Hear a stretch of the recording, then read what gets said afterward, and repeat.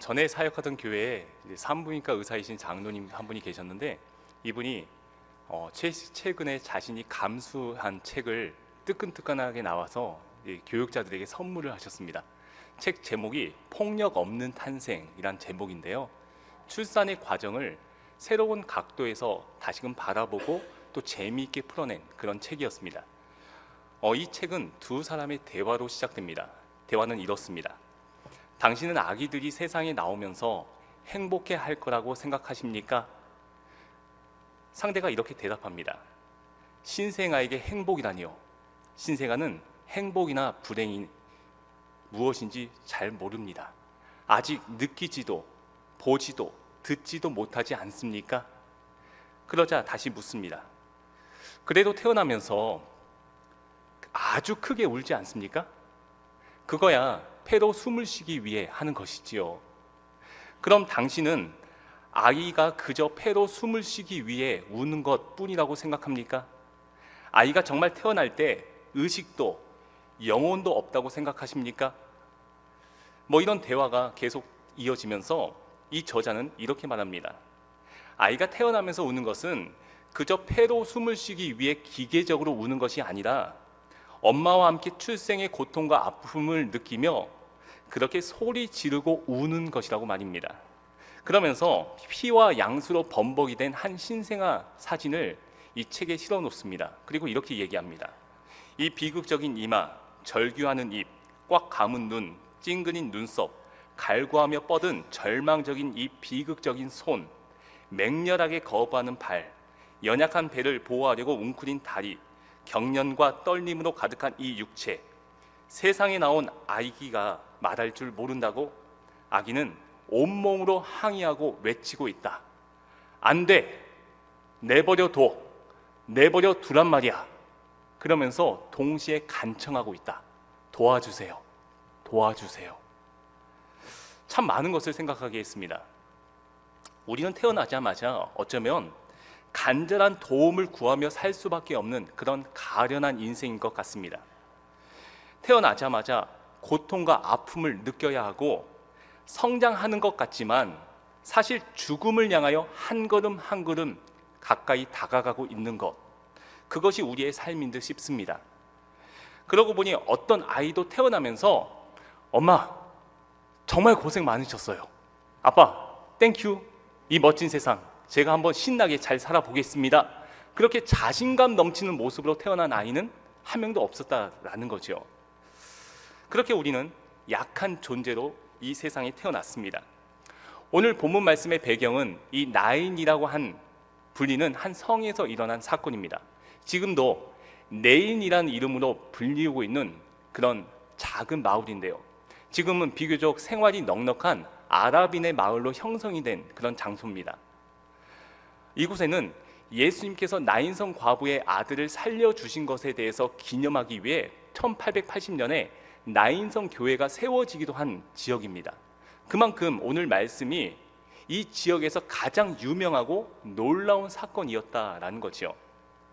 그런데 이 나인이라는 성 이름의 뜻이 무엇인가 하면요, 바로 아름다움 또는 즐거움, 사랑스러움, 그런 이름의 뜻을 담고 있습니다. 그 지역의 풍광이 그렇게 아름답고 사랑스러웠는지, 아니면 정말 우리 지역이 아름답고 사랑스러운 그런 지역으로 변화되기를 간절히 바라는 마음에 지은 이름인지는 알 수 없지만요, 참 그 이름은 좋은 뜻을 담고 있는 거죠. 그런데 그러한 아름다운 마을, 즐거움, 사랑스러움이라는 이름과는 너무나도 대조적으로 지금 슬픔과 어둠의 행렬이 그 성문 앞에서 나오고 있었습니다. 바로 장례 행렬이 그 성문에서 나오고 있었던 거죠.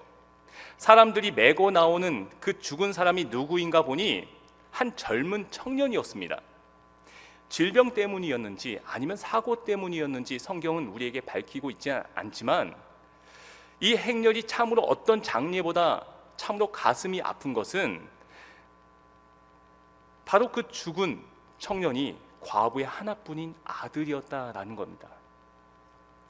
일반적으로 유대인들은 이 사람이 죽잖아요. 그러면 우리처럼 3일 장을 치르지 않고요, 죽은 당일의 장례를 치르곤 했습니다. 그러니까 이 과부도 아들이 죽자마자 그 마음을 추스를 겨를도 없었고 그 눈물을 닦을 겨를도 없이 그저 통곡하며 묘지를 향하고 있었던 거죠. 그리고 이 묘지는 보통 사람들이 사는 성 밖에 있었습니다. 그래서 성 밖으로 나가고 있었던 거죠.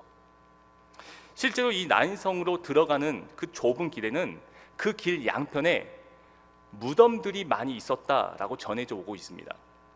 그 이름처럼 아름답고 즐거운 마을이어야 할 이 나인성이지만 그 나인성을 배경으로 그 이름에 전혀 걸맞지 않은 슬프고 가슴 처절한 그런 행렬이 지금 나오고 있었던 겁니다. 삶이 그렇죠. 인생이 아름답고 싶고 하루하루가 정말 즐겁고 싶지만 그 소원처럼 언제나 즐거운 것만이 있는 것은 아니지 않습니까? 우리 주변에 알고 있는 사람들만도 그렇습니다. 어떤 분은 아름답고 자신감 넘치는 그런 모습으로 가정도, 직장도, 건강도, 자녀도, 삶의 모든 것들이 완벽해 보이는 것 같아 보였는데 더 깊이 들어가 알고 보니까요, 저마다의 가슴 아픈 사연들이 있고 벗어버리지 못하는 상처가 있고 감당하기 어려운 무거운 짐들이 있는 것을 발견할 수 있게 됩니다. 그래서 어느 순간 하염없는 슬픔의 나락으로 떨어지고 기쁨의 노랫소리는 다 사라진 채 그저 슬픔의 통곡 소리만 들리는 그런 순간들을 종종 만납니다. 유명한 코미디언이었던 이 찰리 채플린은 이런 말을 했습니다. 인생은 가까이에서 보면 비극이지만 멀리서 보면 희극이다. 물론 이 말은 우리가 인생의 슬픔에만 집착하거나 주목하지 말고 좀 더 멀리 바라보며 희망을 가지란 뜻입니다. 그러나 이 말을 거꾸로 뒤집어 생각해 보잖아요. 그러면 누군가의 삶이 아무리 아름답고 즐겁고 완벽해 보이는 것 같아도 조금만 가까이 가서 보면 저마다의 비극이 있다는 사실을 역설하고 있는 겁니다. 오늘 본문은 이러한 것이 일어난 배경만 생각해 보더라도 우리의 삶이 본래 어떤 것인지 다시 한번 생각해 보게 합니다. 아무리 완벽하고 아무리 아름답고 아무리 즐거워 보여도 모든 인생에는 이 장래 행렬과 같은 비극적인 이야기를 피할 수 없는 그런 아이러니가 있다는 것입니다. 그래서 누군가가 이렇게 말했습니다. 출생과 죽음은 피할 수 없으므로 그 사이를 즐겨라. 하지만 이것이 정말 최선은 아닙니다. 그저 세상의 즐거움으로 채우는 것만이 내 인생의 어둡고 냄새나는 그 무언가를 덮어버릴 수 있다고 생각하는 것, 그것이 우리의 슬픔을, 그 근원을 해결할 수 있는 게 아니다는 거지요. 이처럼 우리는 태어나면서부터 죽음에 이르기까지 그렇게 연약한 존재로 살다 가는 것입니다.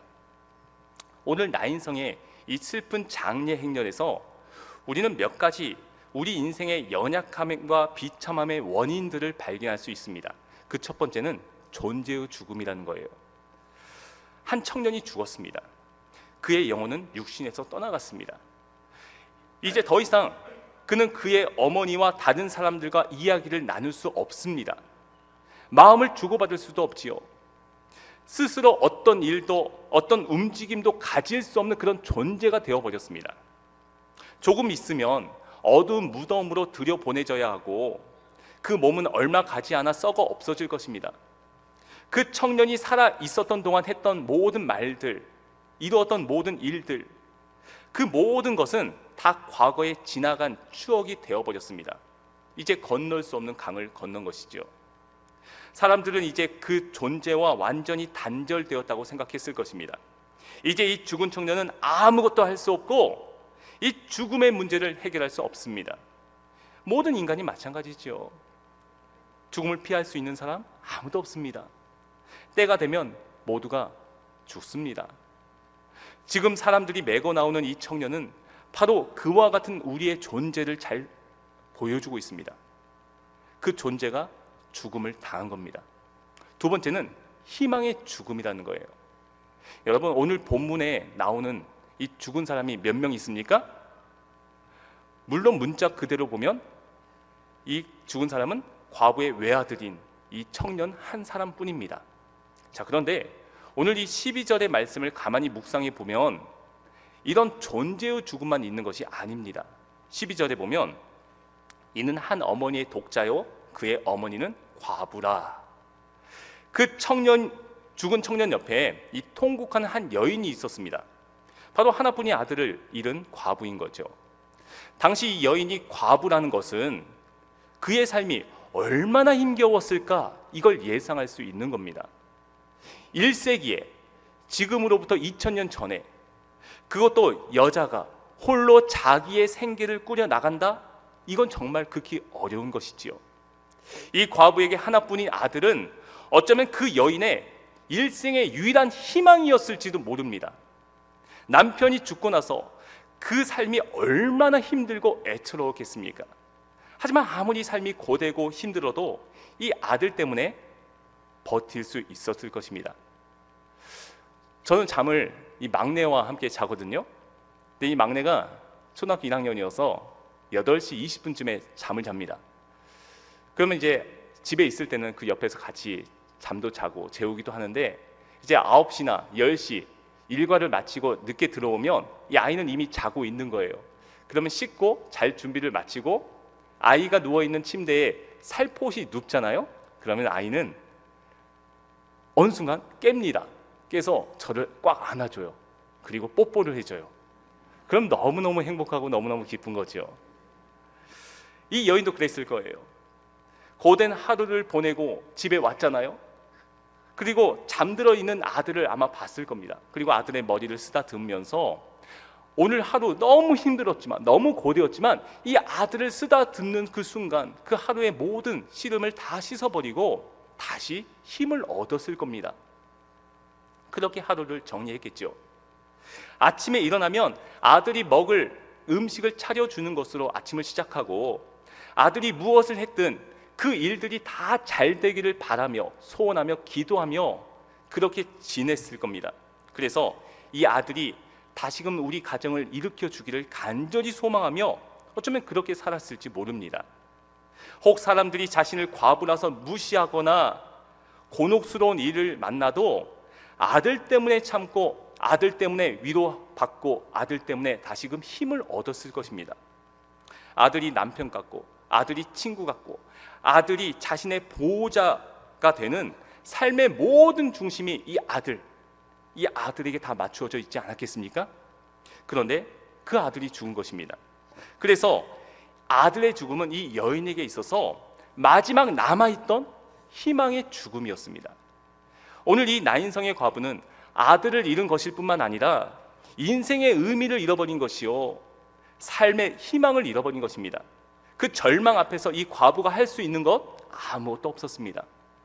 세 번째로 무심히 우리가 지나칠 수 있는 또 하나의 죽음이 있습니다. 그것은 능력의 죽음이라는 거예요. 12절에 보니까 그 성의 많은 사람도 그와 함께 나오거늘, 이렇게 말합니다. 이 장례 행렬에 상여를 메고 함께 나오고 있는 사람들이 있어요. 한 동네에 사는 이웃들이 이 비참한 일을 겪고 있는 과부와 함께하고 있는 거지요. 장례를 도와주고 상여를 매주고, 그리고 수많은 말로 이 과부를 위로했을 것입니다. 힘을 내라, 포기하지 마라, 좋은 일이 있을 것이다. 하지만 결정적으로 이 죽음의 행렬, 장례 행렬을 멈출 수 있는 사람은 아무도 없었습니다. 그저 위로의 말들을 해줄 수 있을 뿐, 이 죽은 아들을 되살릴 사람도, 이 과부에게 희망을 되찾아 줄 수 있는 사람도 아무도 없었습니다. 모두가 이 과부와 함께하고 있었지만 그들이 할 수 있는 것이라고는 그저 함께 울어주고 슬퍼하는 것뿐이었습니다. 이 나인성의 죽음의 행렬 속에도 그 누구 하나 이 행렬을 막을 수 없었습니다.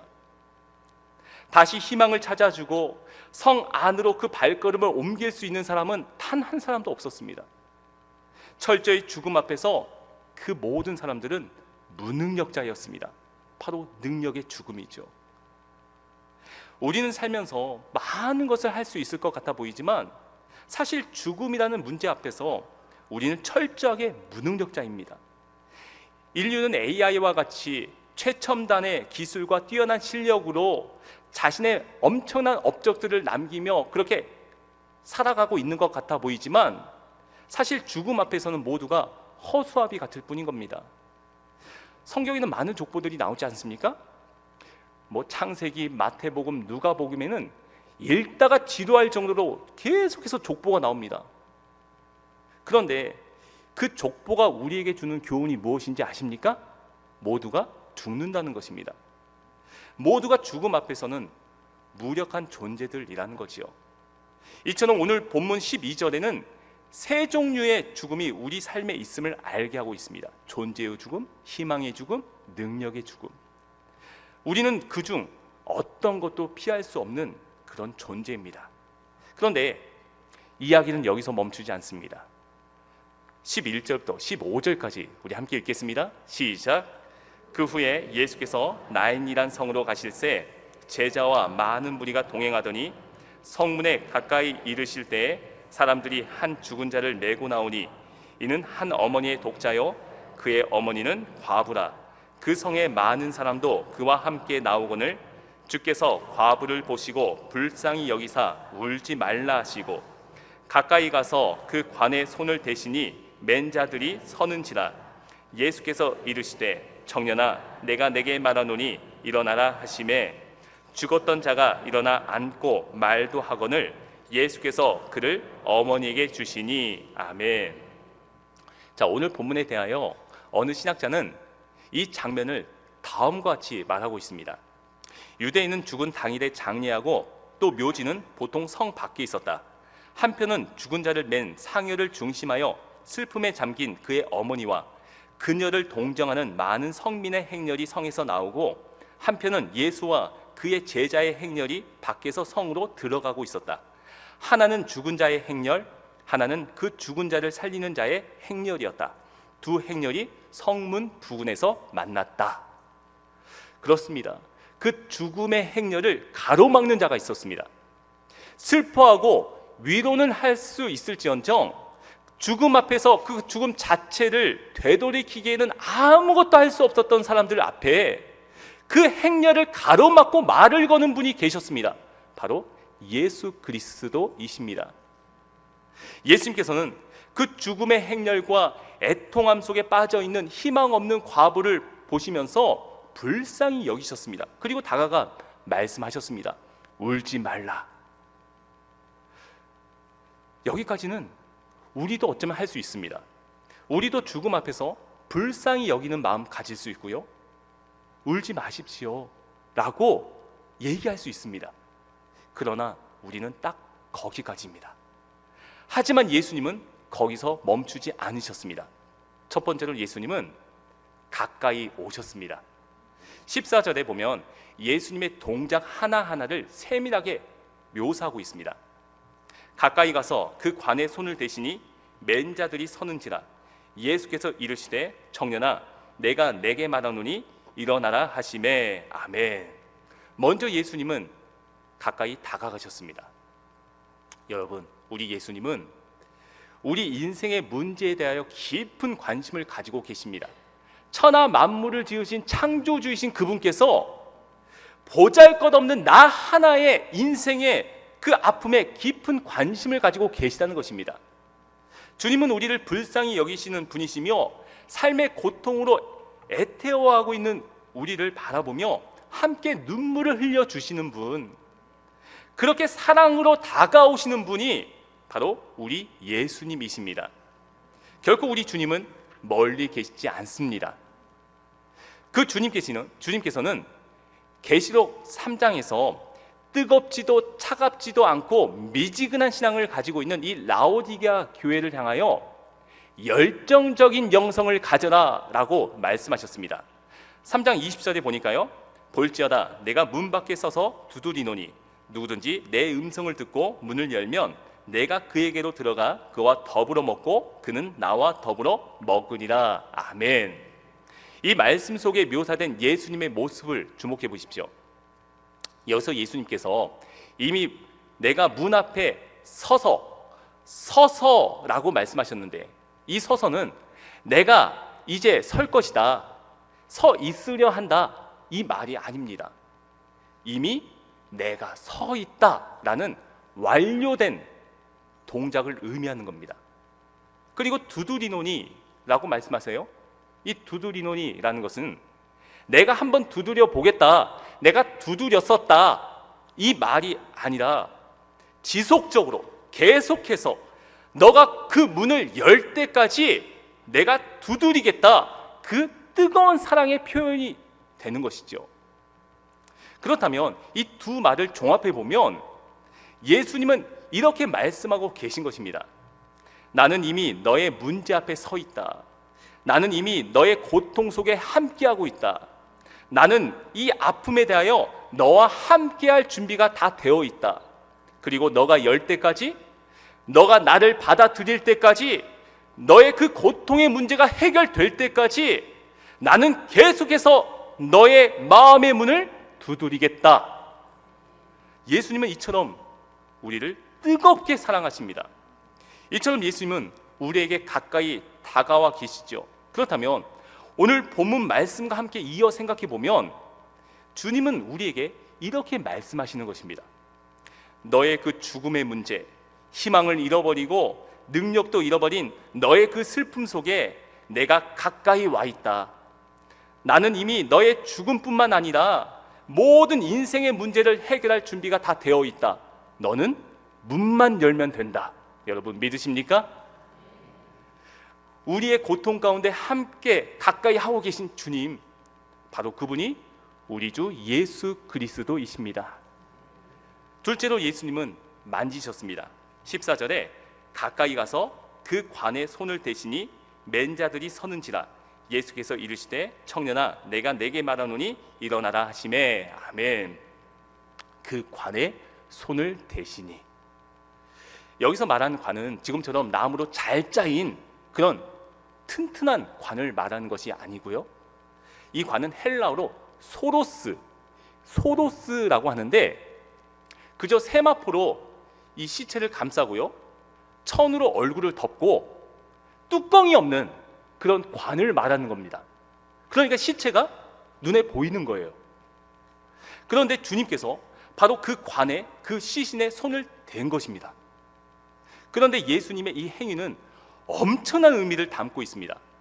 민수기에 이렇게 기록되어 있거든요. 19장 11절에 사람의 시체를 만진 자는 이래 동안 부정하리니. 아멘. 레위기 22장, 민수기 19장에 나오는 이 모세의 율법을 보면 유대인들에게 있어서 사람의 시체를 만지는 것 부정한 행위였습니다. 또한 시체를 직접 만지는 것뿐만 아니고요, 그 시체가 놓여져 있는 그 관을 간접적으로 만지는 것 또한 부정한 행위였습니다. 그런데 예수님은 그 모든 율법의 규정을 뛰어넘어 그 시체를 손으로 만지신 거예요. 무엇 때문입니까? 바로 예수님의 그 사랑 때문이었습니다. 예수님은 율법의 규정을 뛰어넘고 사람들의 시선도 아랑곳하지 않고 그 죽음의 행렬을 가로막고 그곳에 사랑의 손길을 대신 것입니다. 예수님께서 그 시체에 손을 대시는 순간 어떤 일이 벌어졌겠습니까? 예수님의 그 손끝이 그 시체에 닿는 순간 예수님의 생명이 그 청년의 시신 안으로 흘러 들어갔습니다. 그리고 그 대신 그 청년을 사로잡고 있었던 그 죽음은 이제 예수님의 몫이 되었습니다. 예수님은 아마 그 청년에게 이런 마음으로 말씀하고 계시지 않았을까요? 청년아, 내가 너의 죽음을 담당하겠다. 내가 너의 죽음의 문제를 해결하겠다. 내가 이 죽음의 행렬을 멈추고 축제의 행렬로 바꾸어 놓겠다. 뿐만 아니라 그 순간 함께하던 제자들은 놀랬을 것입니다. 어쩌면 예수님, 시체를 만지는 것은 부정한 것이에요, 이렇게 말하고 싶었을지도 모릅니다. 그러나 그것에 대해서도 예수님은 이렇게 말씀하지 않으셨겠습니까? 내가 율법의 모든 저주를 담당하겠다. 내가 나의 의로 이 율법을 완성시키겠다. 너희는 이제 더 이상 율법의 죽음의 법이 아니라 생명의 성령의 법으로 해방케 될 것이다. 여러분, 우리 주님께서는 우리 인생의 모든 문제에 가까이 다가오셔서 손을 대어주신 분이십니다. 그 터치는 생명과 죽음을 맞바꾸는 터치이고, 상처를 치유로 대신하는 터치이고, 절망을 희망으로 바꾸는 터치이고, 저주를 축복으로 바꾸는 능력의 터치였습니다. 갈라디아서 3장 13절 우리 함께 읽겠습니다. 시작. 그리스도께서 율법의 저주에서 우리를 속량하셨으니 기록된 바 나무에 달린 자마다 저주 아래에 있는 자라 하였습니다. 아멘. 그렇습니다. 예수님은 그 일을 십자가 위에서 완성하셨습니다.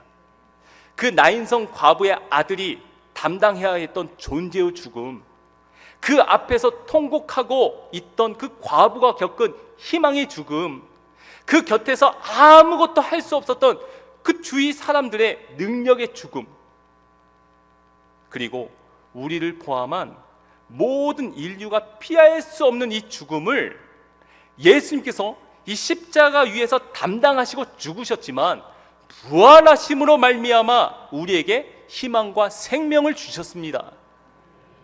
주님은 지금도 우리를 만지십니다. 우리가 인생의 문제, 고통의 문제, 죽음의 문제를 들고 십자가 앞에 나올 때, 기도하며 엎드릴 때 그 죽음의 손을 대신 주님의 사랑의 손이 오늘도 우리를 어루만져 주실 줄 믿습니다.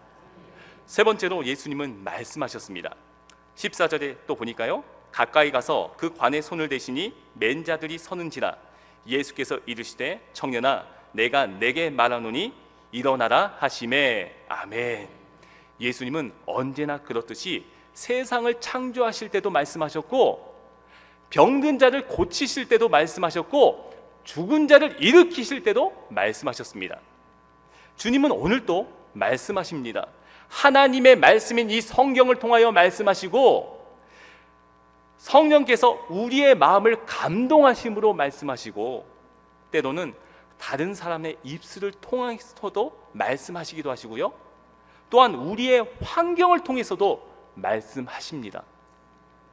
제가 보니까 정말 많은 성도님들께서 하나님의 음성을 듣는 것에 대해서 깊은 관심을 많이 가지고 계십니다. 참 귀한 거지요. 그런데 이 하나님의 음성을 듣는 것은 방법의 문제라기보다는 태도의 문제가 있습니다. 이런 내용을 담고 있는 유명한 책 중에 하나님의 음성을 듣는 삶이라는 책이 있는데요, 그 책에 보면 하나님의 음성을 듣기 위한 태도를 이렇게 소개하고 있습니다. 하나는 겸손함이라는 거예요.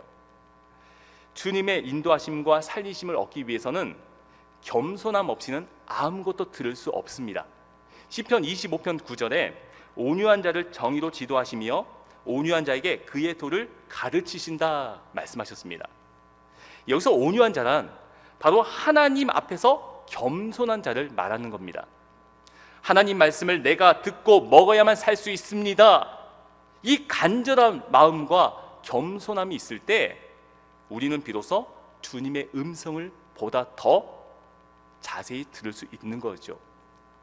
또 하나는 믿음이라는 거예요. 믿음 없이는 하나님을 기쁘시게 하지 못한다 했습니다. 오늘도 하나님께서 나에게 말씀하시는 분이라는 사실을 믿으셔야 합니다. 오늘 주시는 말씀이 다른 사람이 아니라 바로 나를 향하여 내가 너에게 말하노니 일어나라 말씀하시는 주님의 음성임을 믿으셔야 합니다. 바로 그때 능력이 나타나는 거예요. 또 한 가지는 정결함이라고 합니다. 성경 곳곳에서 주님과 우리의 소통을 가로막고 있는 죄의 장벽이 있다라고 지적하고 있습니다. 우리가 죄의 장벽을 끊임없이 허물어야 한다는 거예요. 한 가지 더 말씀드리면 그것은 자기의 의지를 포기하는 것입니다. 하나님은 나의 의지를 버리고 순종하고자 하는 자에게 말씀하십니다. 어쩌면 우리는 하나님께서 말씀하지 않으셔서 못 듣는 것이 아니라 우리가 듣지 않으려 해서 못 들을 수도 있습니다. 나의 의지와 나의 계획을 내려놓는 순간 주님의 음성은 보다 선명하게 들릴 것입니다. 이처럼 우리가 주님의 말씀을 들어야 하는 이유가 무엇인지 아십니까? 지식을 늘리기 위함도 아닙니다. 교양을 갖추기 위함도 아니고 윤리적으로 성숙한 사람이 되기 위함도 아닙니다. 우리가 주님의 말씀을 들어야 하는 이유는 살기 위함입니다. 예레미야 선지자 때에 유다 백성들이 하나님의 말씀에 귀를 기울이지 않을 때가 있었습니다. 그때 그들을 향하여 하나님께서 이런 경고의 말씀을 하셨습니다.